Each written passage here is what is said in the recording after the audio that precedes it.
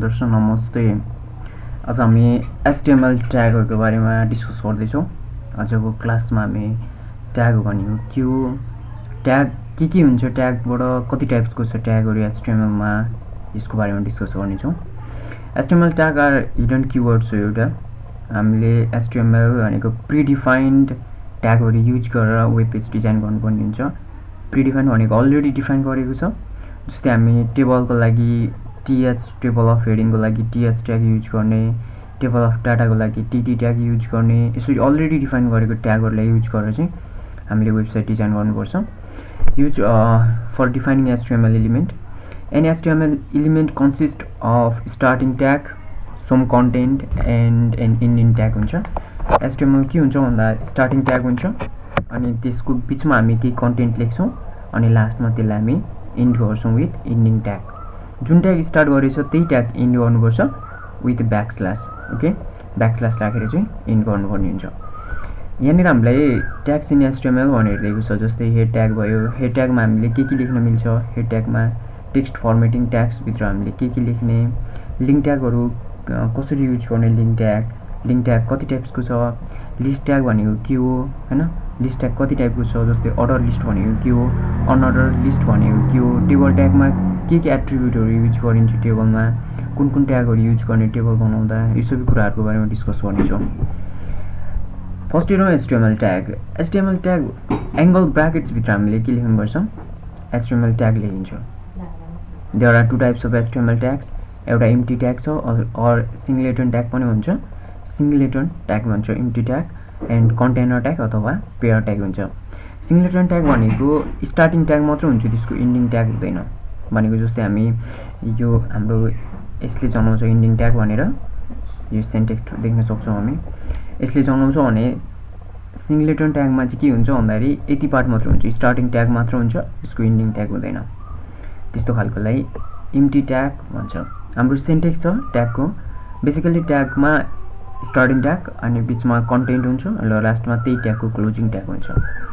For example empty ट्यागको लागि BR tag, यसले line brake गर्ने काम गर्छ। BR ट्यागले HR ट्यागले होरिजोन्टल लाइन ड्रा गर्ने गर्छ। ओके, यो भयो एम्प्टी ट्याग। कन्टेनर ट्यागले चाहिँ स्टार्टिङ ट्याग हुन्छ अनि एन्डिङ ट्याग हुन्छ, अनि हामी जुन त्यहाँ भित्र लेख्छौं त्यो कुरा चाहिँ कन्टेन्ट भयो। हामीसँग हेड ट्याग छ सुरुमा। हेड ट्याग भनेको HTML स्ट्रक्चरमा HTML देखि पछाडी हामी जुन कुरा लेख्छौं त्यसलाई हेड भन्छ। हेड ट्याग भित्र हामीले टाइटल लेख्न सक्छौं, स्टाइल कुन फर्मेटमा लेख्ने, स्क्रिप्ट, लिंक एउटा पेजबाट अर्को पेजमा जानु पर्यो भने त्यहाँ लिंक राख्न मिल्छ हेड ट्याग भित्र। स्टाइल भनेको containing style information of HTML। Script declare the JavaScript within an HTML document. HTML डकुमेन्टमा हामीले जावास्क्रिप्टको पनि त्यहाँनिर राख्नु पर्यो भने हामीले स्क्रिप्ट लेखेर राख्नुपर्ने हुन्छ, स्टाइलहरु हाल्नु पर्यो भने। लिंक भनेको represent a relationship between a current document and an external document or resource. एउटा रिलेसनल बिट्विन करेन्ट डकुमेन्ट र एक्सटर्नल डकुमेन्टको रिलेसनशिप रिप्रेजेन्ट गर्छ लिंकले। टेक्स्ट फर्मेटिङ भनेको चाहिँ टेक्स्ट फर्मेटिङ ट्याग भित्र चाहिँ H ट्यागले हेडिङ ट्याग जनाउँछ। H ट्याग भनेको हेडिङ ट्याग हो। B ट्यागले बोल्ड बनाउने काम गर्छ। स्ट्रङली डिफाइन इम्पोर्टेन्ट टेक्स्टहरु, जस्तै हामीले कहिलेकाहीँ न्यूज पढ्दाखेरि त्यो बीचमा चाहिँ अलिक बोल्ड बनाएको जस्तो देखिन्छ, त्यसलाई भन्छ स्ट्रङ। त्यहाँनेर स्ट्रङ ट्याग युज गरेको हुन्छ त्यो इम्पोर्टेन्ट टेक्स्ट भनेको। स्मल भनेको त्यसको साइजहरु अलिकति सानो बनाउनु पर्यो। नर्मली जस्तै मलाई यो बिट्विनलाई चाहिँ अलिकति सानो देखाउनु पर्यो भने म यसको के गर्छु भन्दा फन्ट चेन्ज गर्छु नि। होम ट्याबमा गएर चाहिँ यसको मैले फन्ट अलिकति घटाइदिएँ भने अलिक सानो आउँछ यो, त्यति पार्ट मात्र। भनेपछि अरु टेक्स्ट भन्दा यो बिट्विन चाहिँ अलिकति सानो छ, भनेपछि यसले चाहिँ अलिकति स्मल बनाउने काम गर्छ। Predefined information text in HTML formatted text हो यो। हामीले जस्तै यहाँनिर टेक्स्टको बीचमा राख्नु पर्यो, जो कुनै पनि पेजको बीचमा राख्नु पर्यो भने प्री युज गर्ने, अनि टेक्स्टलाई त्यहाँ भित्र लेख्ने र लास्टमा त्यसलाई लेख्दिने। यसको अर्थ नि प्री इम्पोर्टेन्ट टेक्स्टहरु त्यसले प्री फर्मेटेड टेक्स्ट राख्छ। स्टाइल एन्ड ग्रुप इनलाइन गर्छ स्पामले। ओके, लिंक ट्यागहरु छ। लिंक भनेको एउटा पेजबाट अर्को पेजमा जानु पर्यो अथवा relationship between two pages, current page and another one external page भन्ने कुरा हो लिंक भनेको। लिस्ट ट्याग हामीसँग अर्डर लिस्ट र अनअर्डर लिस्ट दुई टाइपको हामी डिस्कस गर्नेछौँ। यसको लेभलमा दुई टाइपको गर्दाखेरि हुन्छ हामीले, र एडभान्स लेभलमा हामी तीन टाइपको लिस्टहरु छ भनेर पढ्नेछौँ। स्ट्याक अर्डर लिस्ट र अनअर्डर लिस्ट छ। अर्डर लिस्ट भनेको एउटा कुनै पनि स्पेसिफिक फर्मेटमा रिप्रेजेन्ट गर्नु पर्यो भने अर्डर लिस्ट युज गर्ने, रेन्डमली जुनसुकै भेल्यु जहाँ आए पनि फरक पर्दैन भने अनअर्डर लिस्ट युज गर्ने। टेबल ट्यागहरू भनेको टेबलको लागि हामी टेबल ट्याग युज गर्छौँ। टेबल अफ रोको लागि टेबल टीआर, त्योभित्र कुनै डाटा लेख्नु पर्यो टीटी। हेडिङको लागि table of head TH tag use गर्ने। फर्मेटेड टेक्स्ट ट्यागहरू छ। फर्मेटेड टेक्स्ट इनपुट सिलेक्ट गर्नु पर्यो, अप्सनहरू दिएको हुन्छ, बटम दिएको हुन्छ, सबमिट गर भनेर, त्यो सबै कुराहरू फर्मेटेड टेक्स्टभित्र पर्छ। Let's see one example. हामी एउटा एक्जाम्पल हेरौँ अनि त्यहाँबाट क्लियर हुन्छ। Okay, let's go in example. HTML example हेर्नुलाई सर्च ट्याबमा गएर नोटप्याड, हाम्रो सिस्टममा भएको नोटप्याड ओपन गरौँ।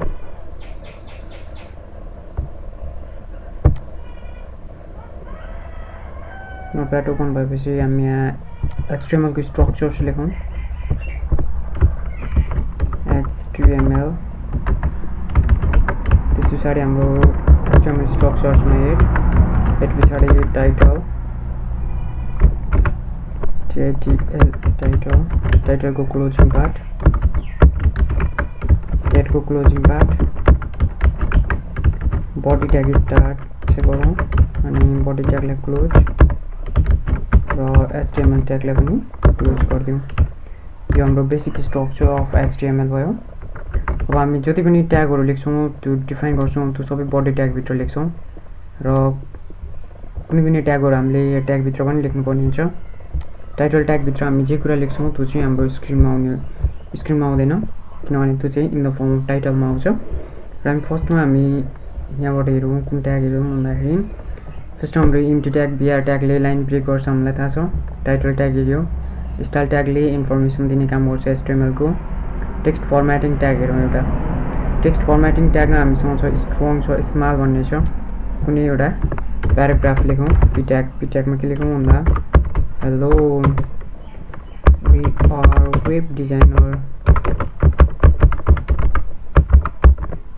लेख्दा पनि हुन्छ। अब पी ट्यागलाई क्लोजिङ गरिदिउँ। यो जस्ट एक्जाम्पल मात्र हो। मैले वेब ट्याग छ नि यसलाई चाहिँ स्मल बनाउनु पर्यो, अलिक सानो, वेब मात्रलाई सानो बनाउनु पर्यो भने मसँग छ SMALL स्मल ट्याग युज गरिदिउँ। र जति टेक्स्टलाई मात्र स्मल बनाउनु पर्ने छ त्यो टेक्स्टलाई सिलेक्ट गरौँ र हाम्रो स्मल ट्याग। यदि यो टेक्स्टलाई चाहिँ अब के बनाउँछ, यसले सानो बनाइदिन्छ, अरू फन्टको भन्दा चाहिँ अलिकति सानो देखिन्छ प्याराग्राफमा। यसलाई हामी सेभ गरिदिउँ। सेभ नगरिकन रन गर्न मिल्दैन। सेभ गर्दाखेरि कुनै एउटा ड्राइभमा सेभ गरिदिनुहोस्, म 3D भन्नेमा सेभ गरिदिन्छु। index.html यसको एक्सटेन्सन HTML लेखिदिउँ। यति भएपछि सेभ भयो। अब हाम्रो हामीले सेभ गरेको ठाउँमा गएर ओपन गरौँ। ओपन विथ कुनै एउटा हामीले ब्राउजर चाहिन्छ रन गर्नका लागि, ओपन विथ गुगल क्रोम गरिदिन्छु। यहाँबाट चाहिँ हामी अब देख्न सक्छौँ यहाँनिर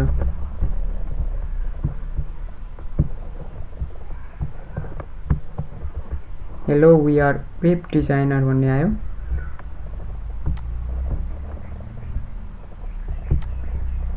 स्मल अप्सन छ हामीसँग। अर्को छ सबस्क्रिप्ट एन्ड सुपरस्क्रिप्ट भन्ने छ। सबस्क्रिप्ट र सुपरस्क्रिप्टले के काम गर्छ भन्दाखेरि सबस्क्रिप्टले स्मल फर्ममा ल्याउँछ, सबस्क्रिप्टले इन द फर्म अफ बेसमा ल्याउँछ। जस्तै मलाई H2 plus O2 equals to मेरो के हुन्छ H2O आउँछ।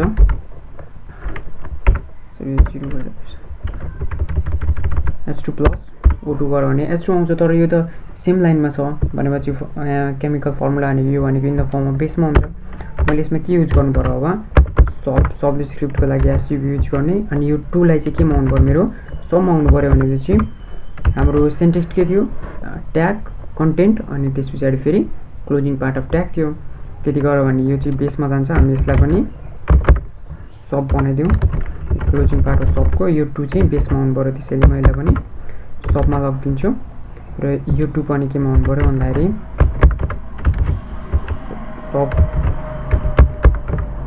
सबस्क्रिप्टमा आउनु पर्यो, त्यसैले सबस्क्रिप्ट। अब यसलाई सेभ गरिदिउँ र हामी के गरौँ भन्दाखेरि रन गरिदिउँ। H क्यापिटल छ, यसलाई पनि क्यापिटलै बनाइदिउँ न। H2O लाई पनि क्यापिटलै बनाइदिउँ। अनि H2 प्लस प्लस O2 यसले पनि क्याप्चर गर्न दियो ल अब हामी गरेर यतापट्टि गएर रिफ्रेस गर्दियौ H2 plus O2 equals to H2 आयो यो भनेको सबस्क्रिप्ट हो सुपर स्क्रिप्टको लागि इन द फर्म पावरमा जानुपर्छ त्यसको लागि पनि सेम यही प्रोसेस फलो गर्ने सबको ठाउँमा सुपर स्क्रिप्ट लेख्दिने लिंक ट्यागले एउटा ट्यागसँग अर्को ट्यागसँग लिंक गरिदिन्छ हामी लिस्ट ट्याग हेरौँ एउटा लिस्ट ट्यागको लागि हामीसँग अर्डर लिस्ट र अनअर्डर लिस्ट छ अर्डर लिस्टको लागि वेल युज गर्ने अर्डर लिस्टको लागि वेल ओपनिङ भएपछि यसलाई क्लोजिङ पनि गरिदियौ वेल ट्याग र यसभित्र राख्ने कन्टेन्टहरूलाई हामीले लिस्टको फर्ममा हुन्छ त्यसैले एलआई ट्याग युज गर्नुपर्छ कपी